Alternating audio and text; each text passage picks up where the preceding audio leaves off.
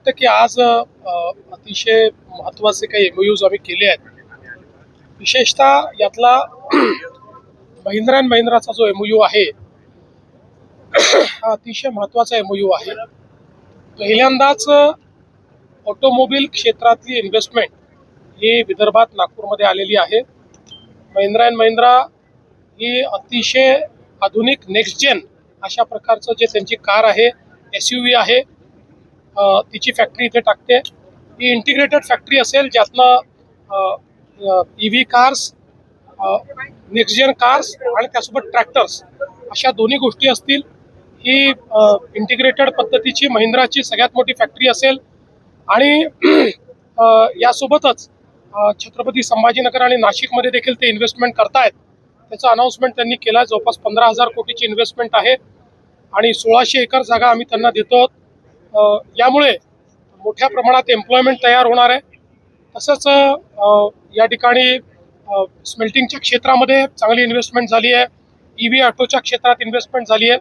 मोठ्या प्रमाणात गुंतवणूक ही आज या कार्यक्रमाच्या माध्यमातून नागपूर आणि विदर्भात आलेली आहे. रोजगार निर्मितीसाठी किती मोठा फायदा आहे?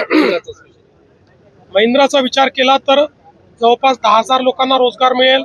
3 व्हीलरची जी इंडस्ट्री आलेली आहे ज्याच्यामध्ये एकदम लेटेस्ट टेक्नॉलॉजी येते आहे, त्याच्यामध्ये जवळपास 6,000 लोकांना एम्प्लॉयमेंट मिळेल.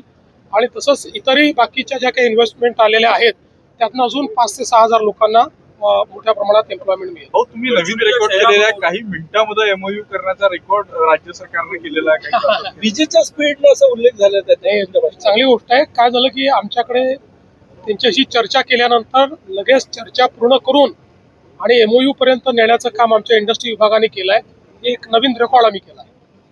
ऊर्जा मंत्र्यांच्या कार्यक्रमात यांनी खंत व्यक्त केली की सातत्याने प्रभावाबद्दल मला जबाबदार धरण्यात येतं. त्याच दरम्यान शिवसेनेचे रामदास कदम यांनी त्यांच्यावर आरोप केला. अजित पवार गेल्यानंतर सुनील तटकरे यांनी गलिच्छ राजकारण केलं. शरद पवार यांना देण्यासाठी तटकरे यांनी बहिणींना शपथ घ्यायला लावली. मला असं वाटतं की या संदर्भात जो काही वादविवाद होतोय हा अतिशय निरर्थक अशा प्रकारचा आहे, अतिशय चुकीच्या अशा प्रकारचा आहे.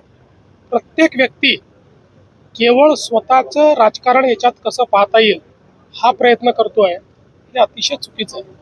बघा, शेवटी राज्याचे उपमुख्यमंत्री, राज्यातले एक अतिशय प्रसिद्ध व्यक्तिमत्व असलेले एक मोठे नेते अजितदादा पवारांच्या रूपाने दुर्दैवाने आपल्यातनं निघून गेले. पण त्यानंतर प्रत्येक व्यक्ती त्याच्या माध्यमातून जो काही राजकारण करण्याचा प्रयत्न करतोय ते अतिशय चुकीचं आहे. अशा प्रकारचं खालचं राजकारण बंद झालं पाहिजे.